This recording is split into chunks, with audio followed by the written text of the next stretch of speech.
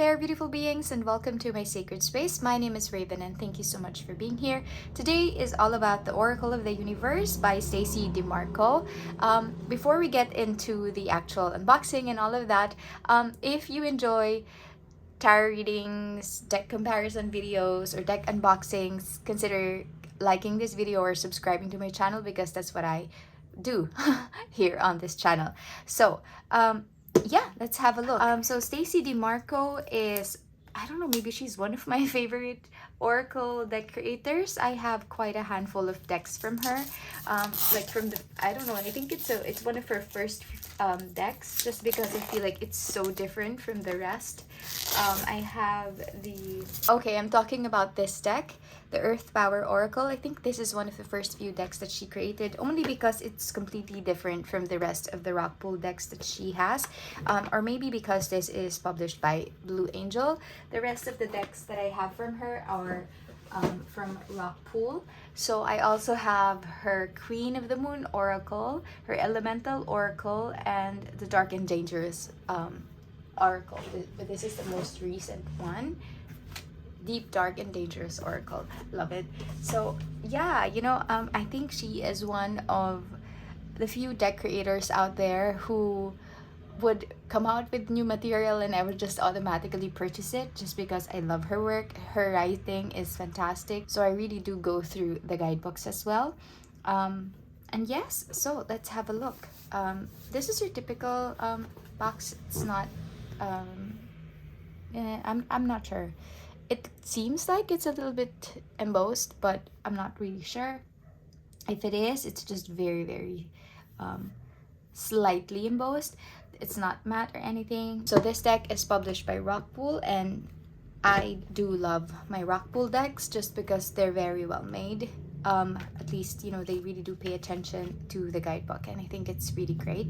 Oh, by the way, if you were just here to have a look at the actual flip through, check the timestamp in my description box below, because in this channel I do talk about the guidebook, the packaging, everything else that anyone would want to know, because I feel like someone out there is also keen to know more about the cardstock quality or the guidebook. So yeah, in this channel we go into the details. All right, so let's have a look at the guidebook.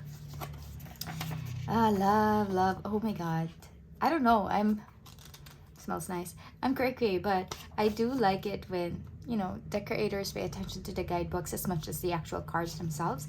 I feel like it shows that they actually care more.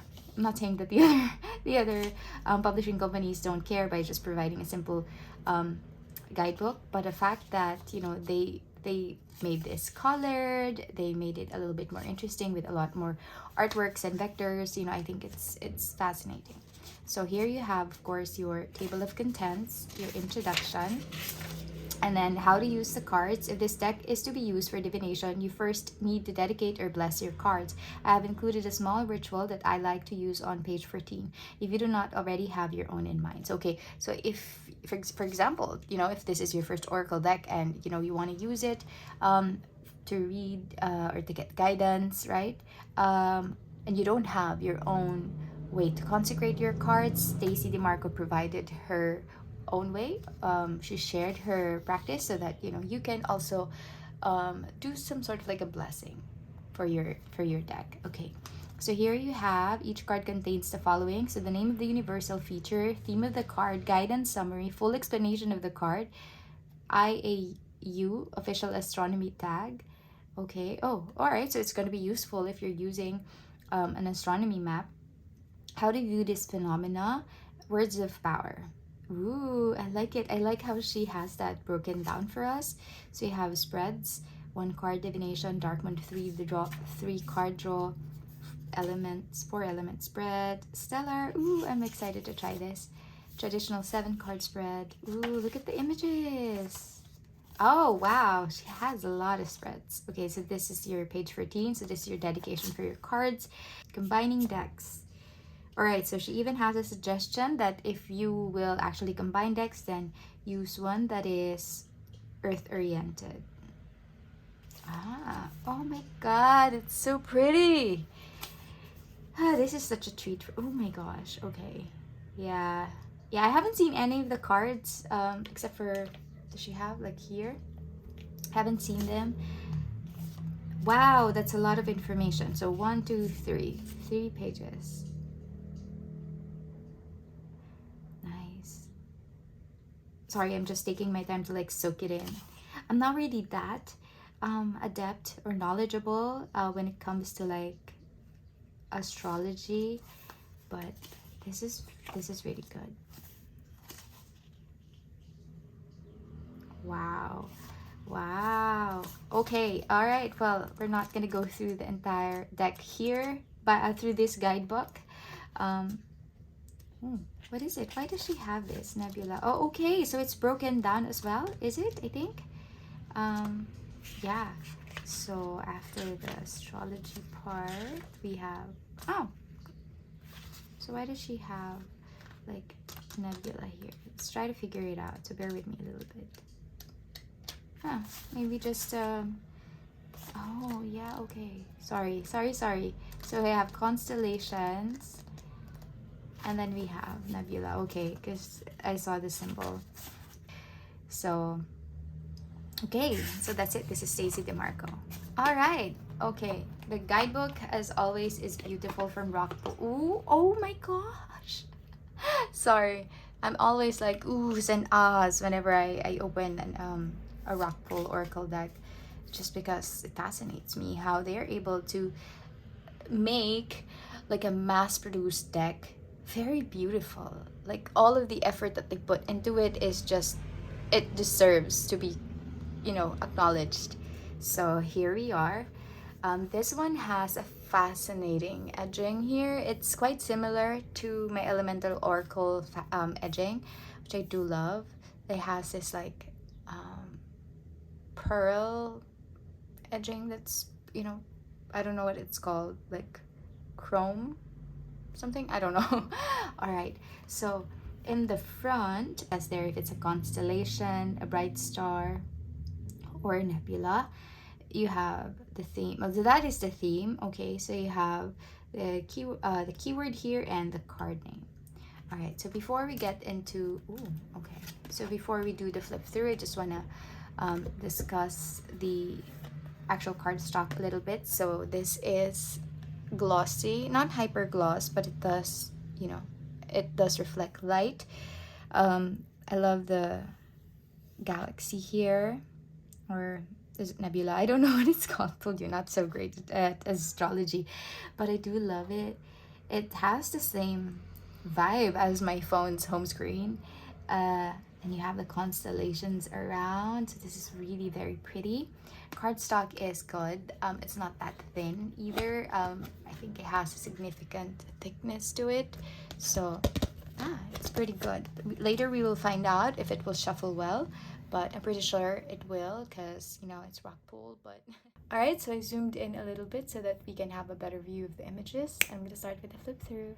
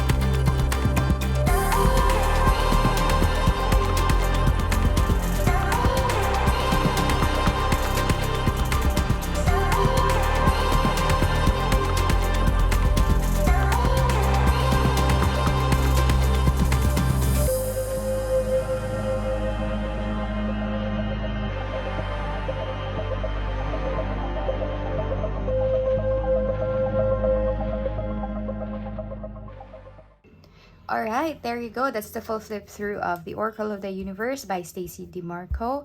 What do you guys think? Um, I'm gonna be very, very honest here. I do love her. I love her creations. You know, I love her decks. This would have to say is not my favorite. I don't dislike it or anything. It's just, you know, just remembering how I enjoyed the others. Um, this I don't know, I didn't get that spark. It is still beautiful, by the way. The artwork is still very fascinating, but there's just something, I don't know, like there's something with me wherein I really don't like it when real human faces are staring at me from the actual cards. Don't get me wrong, I think it's fine, you know, if you actually manipulate the imagery a little bit better, like this one. I mean, it's a little bit, you know, it's nicer, right? Whereas if it's just someone who's wearing a costume and that's it, there's barely artwork or barely anything. This one is great. Like you can even see that there's a initially, you know, when you look at it, it's like, okay, so that's like a galaxy or just the sky, a heavenly body. But then when you look at it closely, you have this person here who's like, you know, on fire. Whereas this one is just like someone just put on a costume and, you know, do you know what I mean? I find it a little bit tacky. I don't mind her other decks. I feel like her other decks are a lot more designed, or you know, I feel like the other decks have a lot more editing done, or maybe I just got used to them. But this one is a beautiful card. I love this one. But yeah, like, yeah, I don't know, maybe I'm just nitpicking, which is, you know, a letdown from how excited I was when I was unboxing this deck, because, you know, I haven't really seen the imagery or the faces of the cards before I purchased it. But other than that, I think the keywords that she used are very, very relatable. You can definitely use this for confirmation when you're doing tarot readings, or, you know, you can use them on their own, like 3-card pulls and all of that. Judging by how Stacey writes from her other decks, you know, I feel like I'm gonna learn a lot, and I like that. I love learning. Yeah, this one, you know, I really don't like it. It's just this guy and his white, I don't know if that's a boxer brief, and he's just posting. Yeah, there's this additional like swan, black swan behind him or whatnot, but I don't know. I just feel tacky. I don't have any issue with the guy, you know. It's just the pose and how the photo was taken. Like this one's a lot better. But yeah, I don't know. Yeah, like this one reminds me of what do you call it? Like there's this deck that I eventually rehomed. It's by Sandra Ann Taylor, because it's just like people in costumes and looking at me. So I just feel like there's a lack of thought, or I don't know, effort put into the design if it's just like that. If it's just like some guy in a costume with, you know, a background added into it, right? Whereas if the picture or the actual deck is a little bit more photo manipulated, then I feel like, okay, you know, there is energy put into this. I'm not saying that there's none put in like some of the decks here, but I don't know, it's just my personal preference. It don't come at me. But other than that, you know, I can't say much because like I said, I don't know a lot about like this blue snowball, like Sirius. I know Sirius, like it's the dog star, but like all of these astrological words or like heavenly bodies, I'm not really that knowledgeable about them. So I will use this deck as a way for me to learn more about them. Like, this is an opportunity for me to grow, so that I will do. Let's shuffle this deck. Wonderful. It's a delight to shuffle rock pull decks, actually. I really do love them. Since I don't have a lot to say about this deck, let's just, you know, pick a card and let's review what it says on the guidebook. Hello, Spirit. Give us one card. Okay, so this card shows up. What are you trying to say? Number 29. Let's see. Alright, so it's still under constellation. Alright. Delphinus. Love.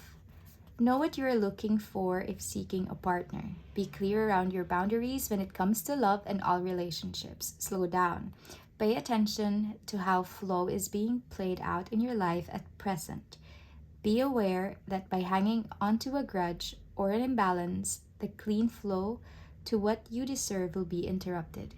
If you place your happiness in the hands of others, chances are you won't be happy. And that's so true, right? Oh my gosh, I don't know how to pronounce that.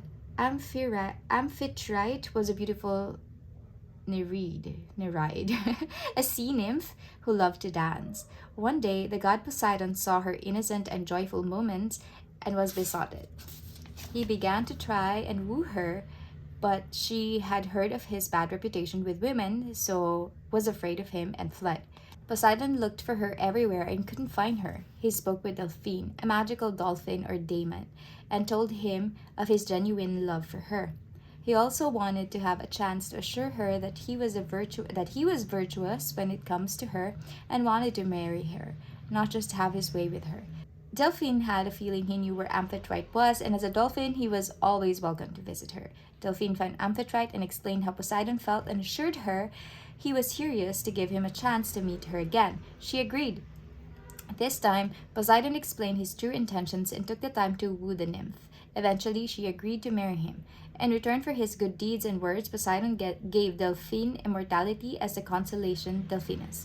When we are looking for love, it is worth taking the time to get crystal clear about what it is we really want.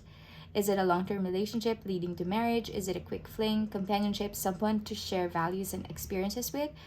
What are our expectations? Many a relationship has broken down over different financial, sexual, labor allocation, and parenting expectations, and not because one didn't find the other desirable. We should take time in sharing of ourselves if it's for the longer term. Chinese, Polynesian, and Hindu astrology recognizes Venus as significant. It is a small constellation in the northern sky and has a recognizable diamond pattern made by its brightest star called Job's Coffin, the most recognizable nebula in the Blue Flash Nebula. So the IAU official astronomy tag is Del. How to view. The Venus lies in the fourth quadrant of the northern hemisphere and can be seen at latitudes between OMG. It is fully visible in the southern hemisphere, blah, blah, blah, blah, blah. Okay, so words of power. I am open and responsive to deep and flowful love. Okay, so judging from this one, the guidebook actually discusses who is featured on the card. They touch up on why this keyword is associated to this character. And they also go into detail as regards to the constellation or like the heavenly body association. So what do you guys think? I think Stacey Demarco's writing is still good. It's just that I fumbled with my words with this one just because I really don't know much about astrology.